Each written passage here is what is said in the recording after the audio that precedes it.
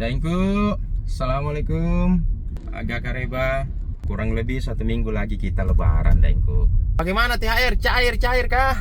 Di full lagi ini, apa namanya, mall full. Baju baru lagi semua, ini mau lebaran.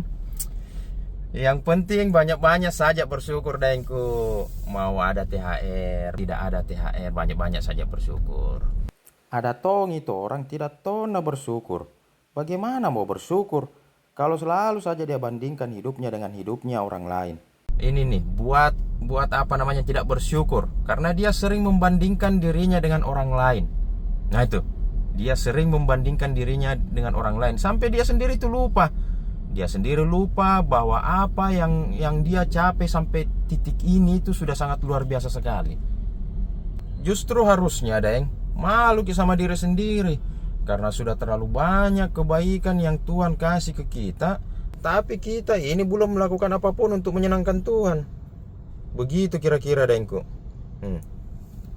Kalau mau mengambil ada kebaikan yang bisa diambil dari situ, ya silahkan. Assalamualaikum. Selamat menantikan waktu berbuka puasa.